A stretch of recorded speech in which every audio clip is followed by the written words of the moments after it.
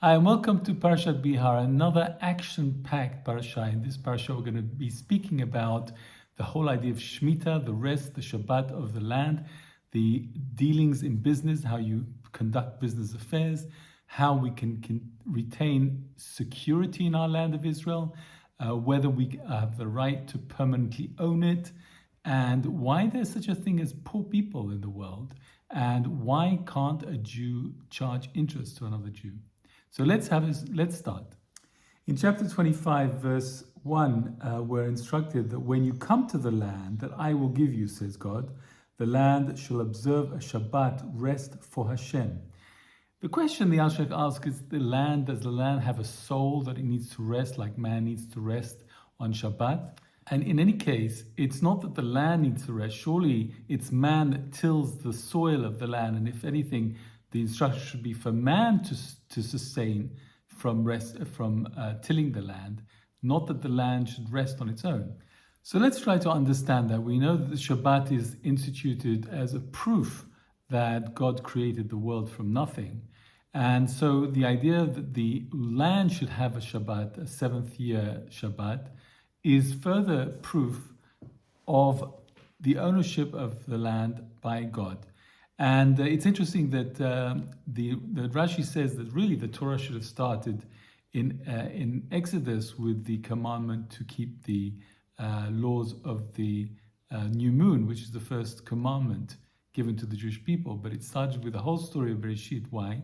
Because God wanted to demonstrate to us, the Jewish people and the world, that God created the whole world and created the land of Israel as a special land for the Jewish people.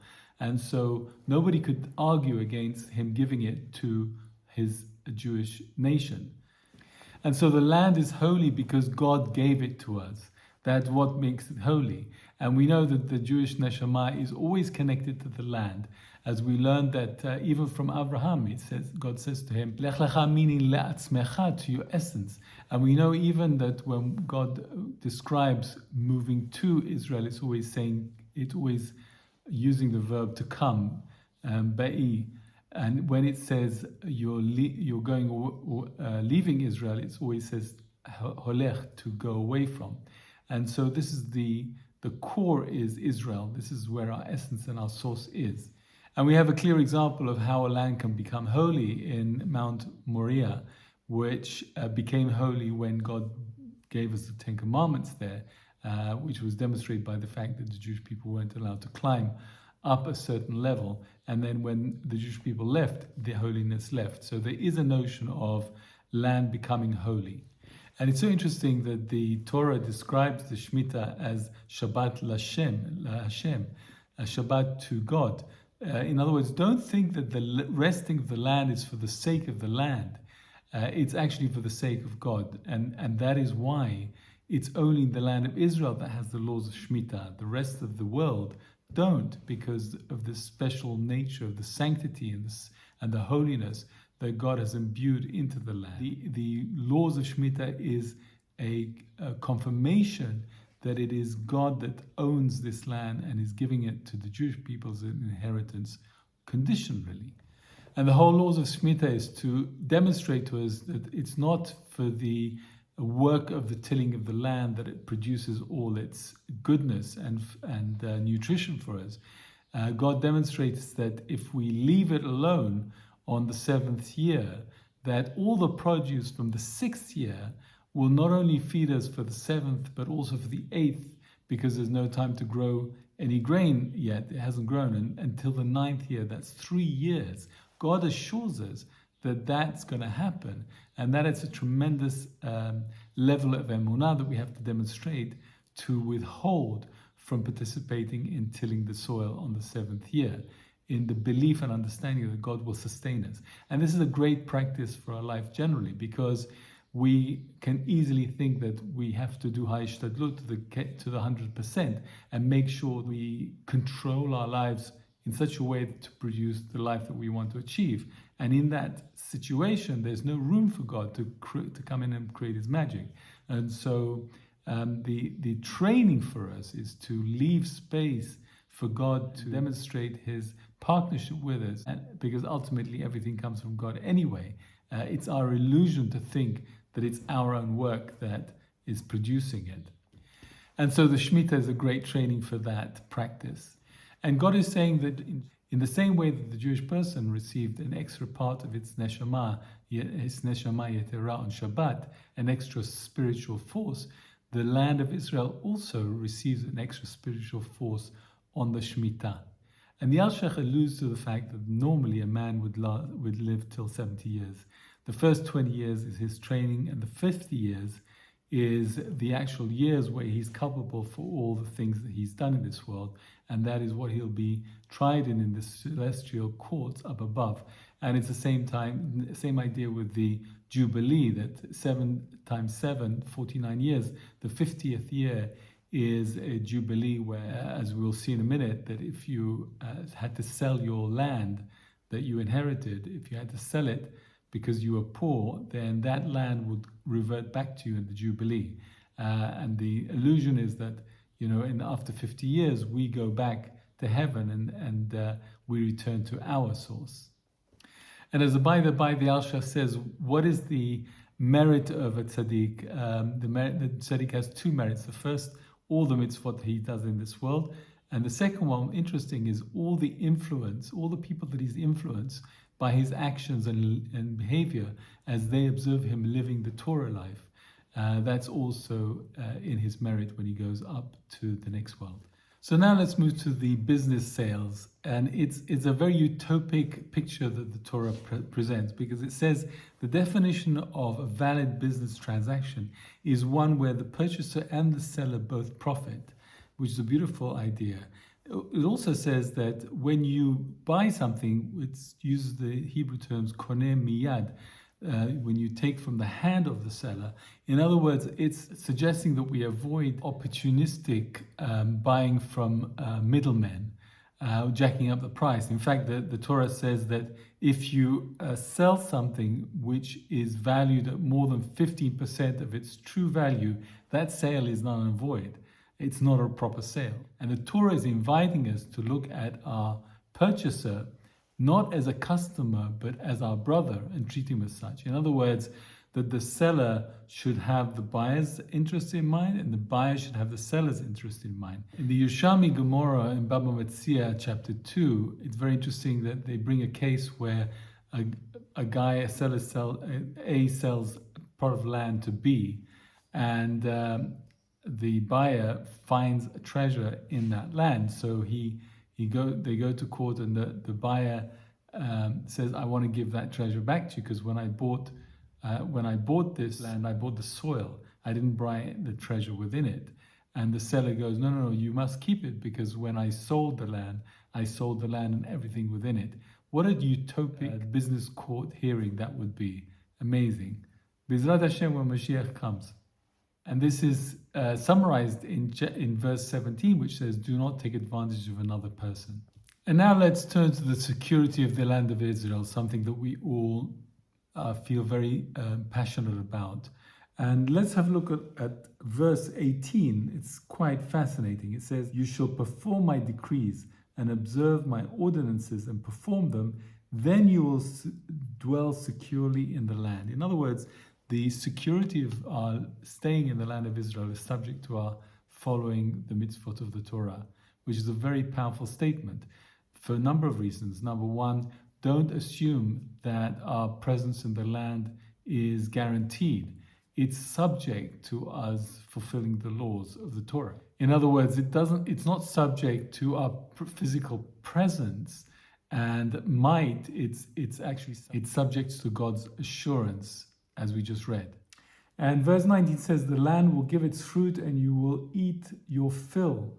This is a beautiful idea, and it's hinting at the fact that the blessing that God gives us, it comes in after we've reaped, harvested the crop, as is suggested if you look at when Yitzchak goes to live with the Philistines in Gerar. He was blessed 1,000 times from the time that it was harvested, which is also why the sages say don't count your money, because by counting your money you fix it, when you leave it uncounted, you allow God to miraculously increase it and make it fruitful. And in verse 23, it says, "The land shall not be sold in perpetuity, for the land is mine." So why is it not allowed to sell land forever when you own it? And God says, because it's not yours. I gave it to you on a condition. And therefore, if you don't fulfill the condition, just give me the land back. And so when you buy land in Israel, traditionally in the Torah sense, you're buying it for the period until the Jubilee year. So if you're in 20 years into the Jubilee year, there's only another 30 years left. So when you're buying land, you're only buying 30 years left of that land.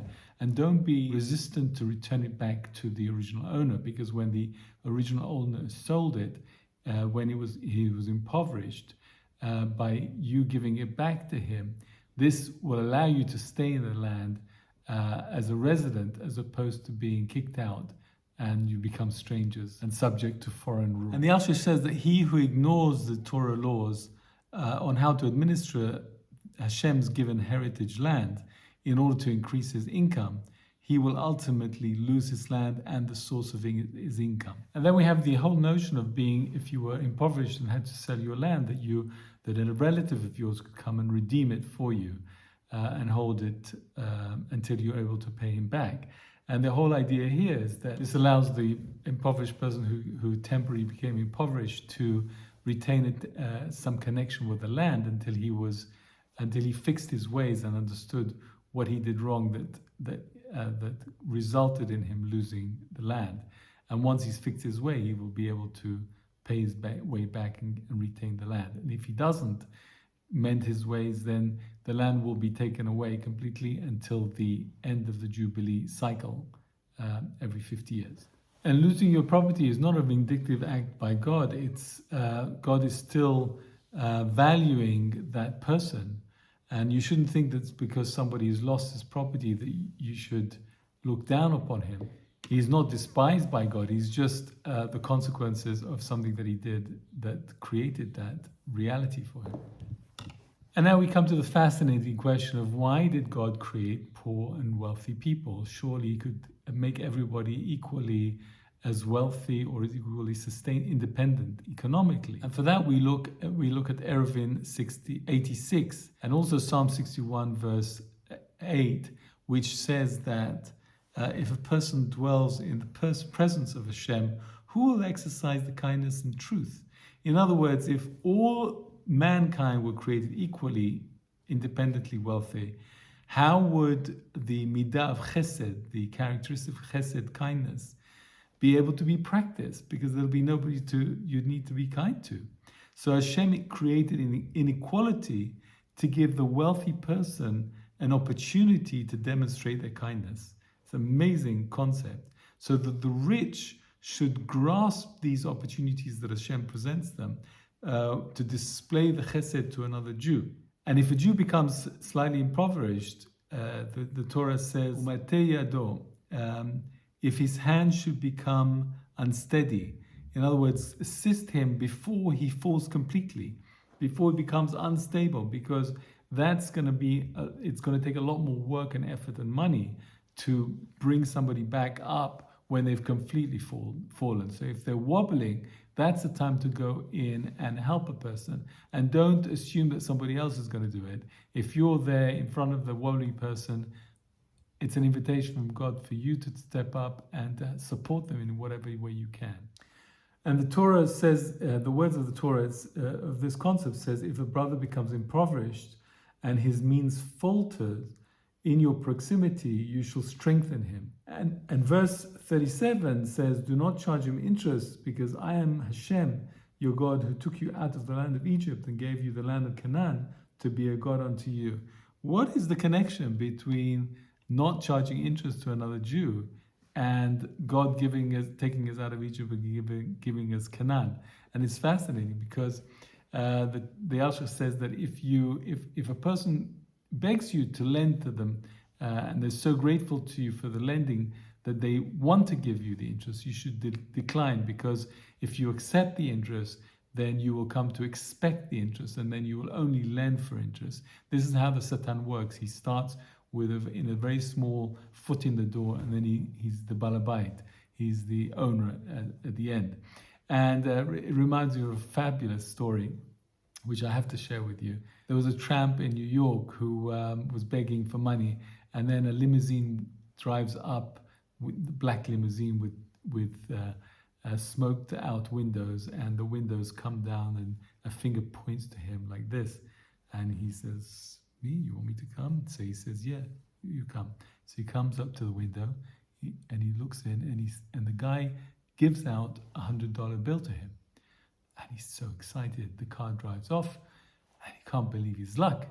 And the next morning, the same thing happened. The car comes, the finger comes out of the window, pulls the beggar over across, gives him $100. And this goes on and on and on for the whole week and 2 weeks. And then at the end, the driver comes one more time and just sits there. And the beggar's waiting for him to call him up, but he's not calling him up. So the beggar comes to the door, to the window, and knocks on the window, and the window doesn't open, and the car just drives off. And the beggar's running after the car, saying, "Hey, where's my $100?" The moral of the story is that we always become to expect gifts. It's no longer a gift; it's something that we expect to happen and continue to happen in our lives. And so this whole idea of not charging interest is because we have to bear in mind anybody who charges interest thinks that it's his money. It's not his money. He's just administering it on behalf of the true owner, which is Hashem. And therefore you cannot charge interest on something that's not yours. And the Alshech then goes on to explain the 3 reasons why people think that they're wealthy when they become wealthy. The first is that they put it down to their own righteousness.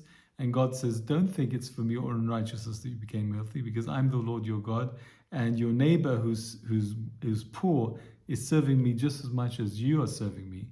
So don't think it's because of your righteousness. The second possible reason is they think, it's their mazal, their good fortune.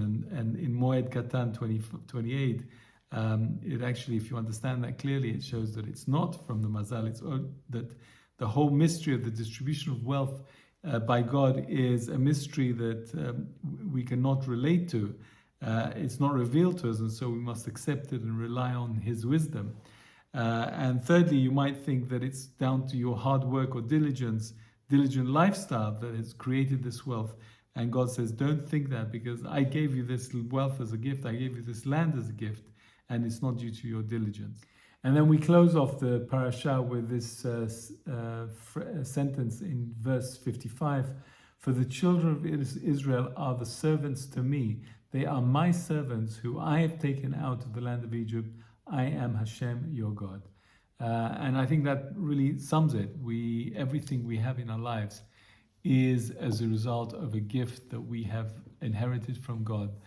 A gift because He wants to connect us with the holiness of the land and the holiness of the produce of the land, because our souls were inseverably linked with that land from before creation.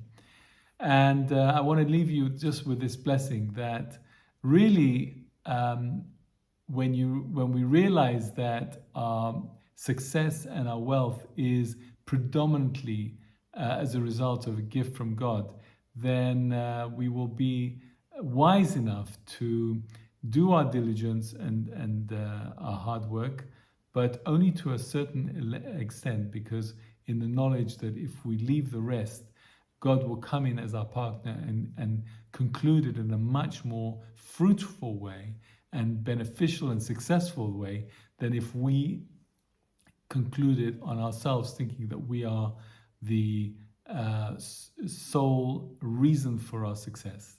May I wish you a beautiful Shabbat. We're coming up to Lag BaOmer, and this is the time for that 500,000 people come to Tzfat. It's going to be like this peaceful town becomes like Piccadilly Circus, but it's part of the joy of living here. So I wish you Shabbat Shalom, and see you next week.